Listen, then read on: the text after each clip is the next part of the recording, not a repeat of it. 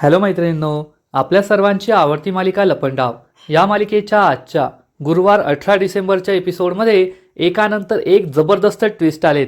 इतके ट्विस्ट आलेत की हा एपिसोड पाहायला खूपच मजा आली. मग नेमकं असं घडले तरी काय? तर मैत्रिणींनो, आपल्या सर्वांना माहिती आहे की सखी आणि कान्हा या दोघांच्या लग्नानंतरचा सत्यनारायण होणार आहे आणि या सत्यनारायणच्या पूजेमध्ये सरकारने कान्हाला सांगितलंय की सखीला खूप त्रास द्यायचा आणि कान्हाला स्पाय कॅमेरा सुद्धा लावायला सांगितला. त्यामुळे कान्हाचा नाईलाज झाला आणि कान्हाने या पूजेत सखीला कोणतीच मदत केली नाही. सखीला शिरा बनवायचा होता पण कान्हाने तिला इग्नोर केलं. त्यामुळे सखी चिडली.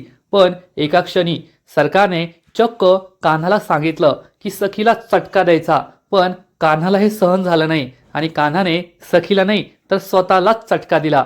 आणि हे सगळं पाहून सरकार खूप चिडलीये आणि चक्क सखी सदन चाळीमध्ये पोहोचलीये आणि आता तिच्या नजरेसमोरच कान्हा आणि सखी हे दोघे सत्यनारायणाची पूजा करणारे आणि मग चाळीतील लोक पुन्हा एकदा या दोघांचं लग्न लावून देणारे. सखी आणि कान्हाचं पुन्हा लग्न होईल. दोघे एकमेकांना वरमाला घालतील. त्यानंतर कान्हा सखीच्या गळ्यात मंगळसूत्र घालेल, तिच्या भांगेत कुंकू भरेल. म्हणजे एकूणच हा एपिसोड खूप भारी आहे. आणि सगळ्यात मोठा ट्विस्ट म्हणजे गौतम हा सरकारच्या रूममध्ये लपून बसला आणि त्याला दिसलं की सरकारने स्वतःच्या डोळ्यांमध्ये कॉन्टॅक्ट लेन्सेस टाकले आणि डोळ्यांचा रंग बदलला. याचा अर्थ सरकार म्हणजेच मनस्विनी आणि तेजस्विनी यांचं सत्य लवकरच गौतमला समजणार आहे. आपल्या घरात जी सरकार आहे ती आपली वहिनी नाहीये, सखीची खरी आई नाहीये, हे सुद्धा गौतमला लवकरच कळणार आहे. मग हे सगळं घडलं तरी कसं हे जाणून घेण्यासाठी हा व्हिडिओ शेवटपर्यंत नक्की पहा. तर मैत्रिणींनो, एपिसोडच्या सुरुवातीलाच कान्हा आणि किरण एकमेकांशी बोलत असतात. कान्हा किरणला सांगतो की सरकारने मला स्पाय कॅमेरा दिलाय आणि उद्या या सत्यनारायणच्या पूजेत जे जे काही घडणार आहे ते सगळं सरकार स्वतःच्या घरी बसून पाहिल आणि तिने मला सखीला खूप त्रास द्यायला सुद्धा सांगितलाय. हे ऐकून किरणला मोठा धक्काच बसतो. किरण चिडून म्हणतो, तुझी सरकार डोक्यावर पडली की काय? तिला एवढी सुद्धा अक्कल नाहीये का? ती असं कसं सांगू शकते? तर कान्हा म्हणतो, आता काय करणार? मला जर सरकारला बर्बाद करायचं असेल ना तर सरकारचं ऐकावंच लागेल. तर किरण म्हणतो, हो खरंय, तुझं उद्दिष्ट तेच आहे आणि त्यासाठी तुला सरकारच्या जास्तीत जास्त जवळ जावं लागेल आणि तुला उद्याच्या पूजेत सखीला त्रास द्यावाच लागेल. कान्हा म्हणतो, सखीला त्रास दिला की मला जास्त त्रास होतो, पण आता सरकारने सांगितलंय तर मला हे करावंच लागेल ना. आणि आता मी ड्रायव्हर बनून खूप कंटाळलोय. आता मला प्रमोशन घ्यावं लागेल. ही ड्रायव्हरची नोकरी करून नाही भागणार. जर मला सरकारला बर्बाद करायचं असेल तर सरकारच्या आणखीन जवळ जावं लागेल, प्रमोशन घ्यावं लागेल, तरच मी माझं उद्दिष्ट पूर्ण करू शकतो. किरण कान्हाला समजावून सांगतो, मित्रा मला कळतंय तुझं सखीवर प्रेम आहे आणि सखीला त्रास देताना तुला सुद्धा त्रास होतो. पण जर तुला तुझं उद्दिष्ट पूर्ण करायचं असेल तर तुला सरकारच्या तालावर नाचावंच लागेल. सरकार जे सांगेल ते करावंच लागेल.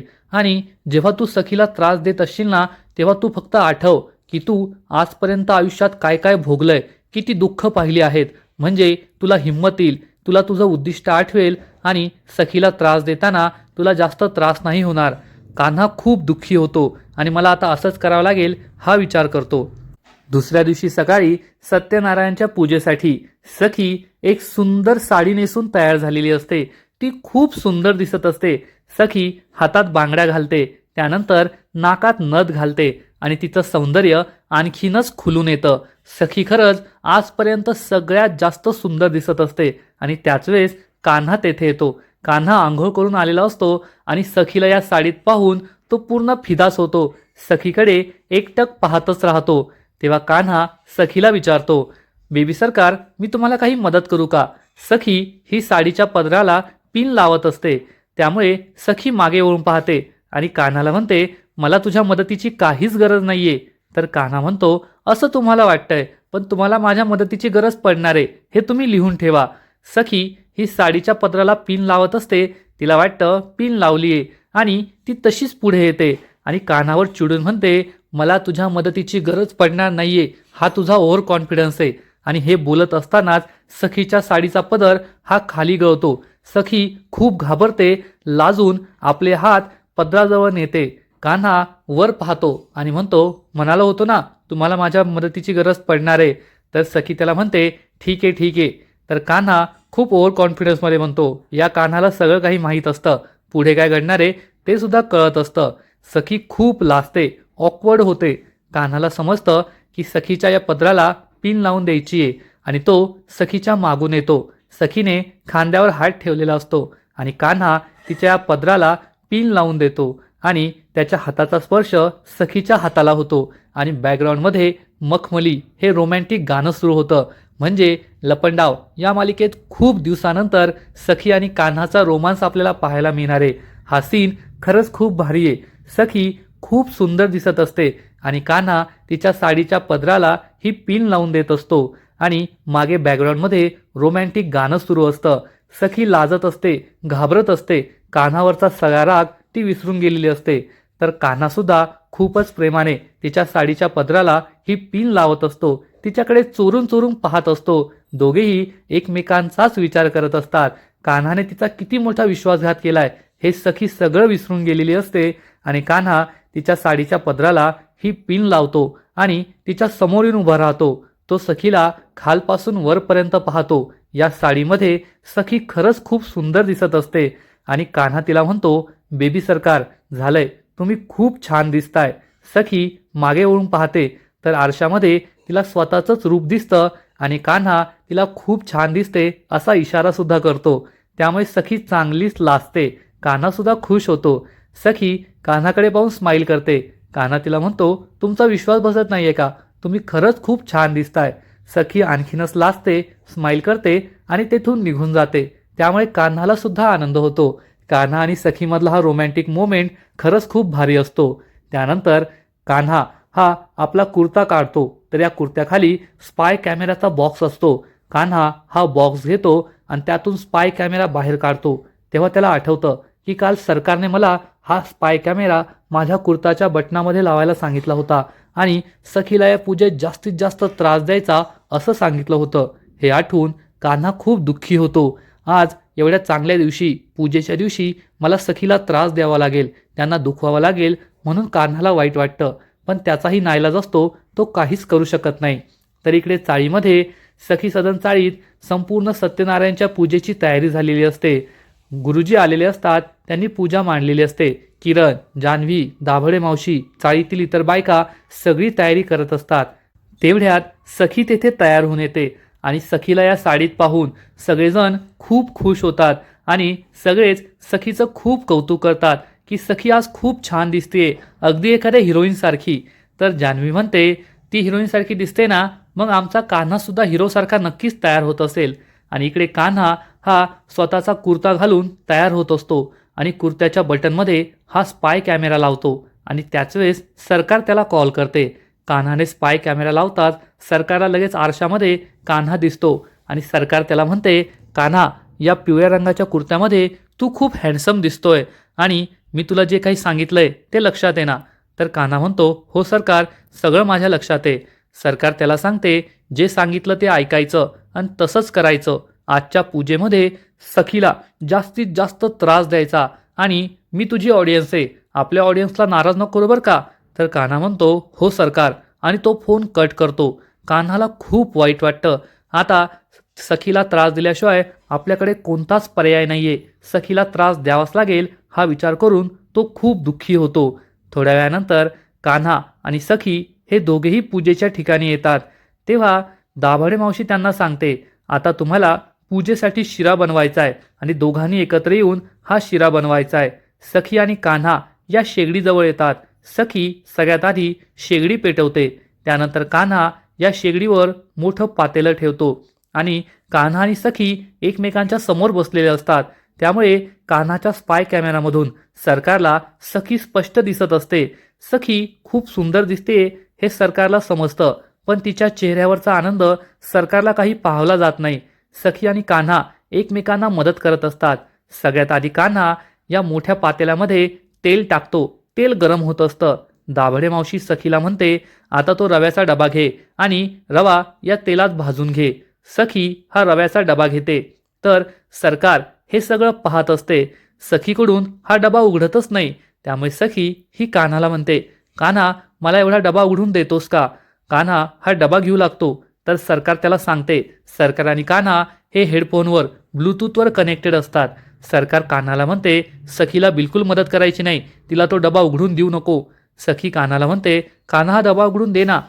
पण कान्हा सरकारने सांगितल्यामुळे सखीला म्हणतो नाही नाही बेबी सरकार, डबा तुम्हीच उघडा, मी दुसरं काम करतोय ना. असं म्हणून तो एका डब्यामध्येच काहीतरी घुसळत असतो.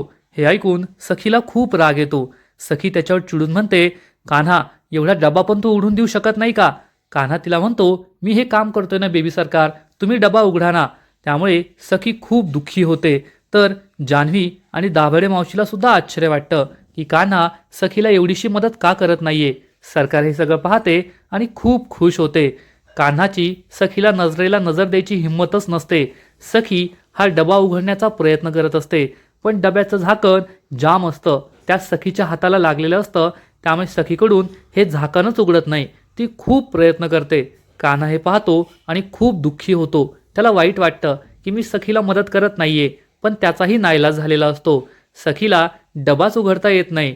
सखी खूप प्रयत्न करते आणि हे सगळं पाहून सरकार हसत असते.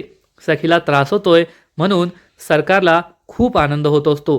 सखी कशीबशी हा डबा उघडते आणि मग या पातेल्यामध्ये रवा टाकते. कान्हा त्याच्या स्पाय कॅमेऱ्यामधून सरकारला हे सगळं दाखवत असतो. सरकार मस्त घरी बसत ज्यूस पीत पीत सखीचा हा सगळा त्रास पाहत असते. पण कान्हाला मात्र खूप वाईट वाटत असतं. त्यानंतर सखी एका मोठ्या चमच्याने हा रवा भाजत असते आणि शेगडीची आग खूप जास्त असल्यामुळे सखीला त्रास होतो. उष्णता जास्त होते आणि सखीला घाम येऊ लागतो. सखीच्या मानेला घाम येतो आणि ती घाम पुसते आणि त्यातच तिच्या हाताला सुद्धा लागलेलं असतं. त्यामुळे हा रवा भाजायला तिला त्रास होतो. कान्हाला हे दिसतं आणि कान्हा लगेचच किरणला डोळ्याने इशारा करतो की फॅन लाव.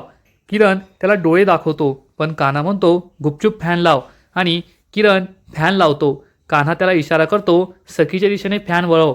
किरण सखीच्या दिशेने फॅन वळवतो आणि हे पाहून सखीला खूप बरं वाटतं की कान्हाला तिची किती काळजी वाटते.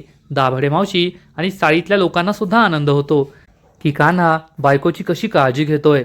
परंतु सरकारला मात्र हे आवडत नाही आणि सरकार पुन्हा एकदा कान्हाला सांगते कान्हा, आता तू जे काही केलंय ना ते मला आवडलं नाहीये. सखीला त्रास व्हायला हवा, तिला गरम व्हायला हवं, तिला घामा आलेला हवा.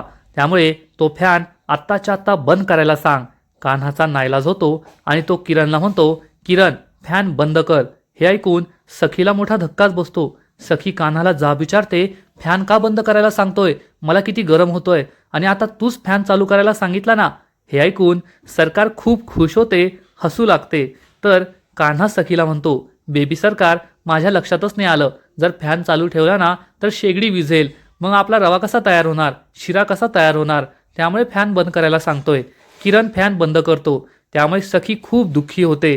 एकतर तिच्या हाताला लागलेलं असतं, त्यात तिला गरम होत असतं आणि कान्हा तिला काहीच मदत करत नाही. सखी चिडून म्हणते एकतर मला गरम होतंय आणि वरतून मी ही साडी नेसलीये, साडीमध्ये मला काहीच जमत नाहीये. कान्हा तू मला मदत कर ना. पण कान्हा तिला काहीच मदत करत नाही आणि या डब्यामध्येच काहीतरी हलवत असतो. तो सखीला म्हणतो बेबी सरकार तुम्हीच करा, मी हे काम करतोय ना. त्यामुळे सखी त्याच्यावर खूप चिडते.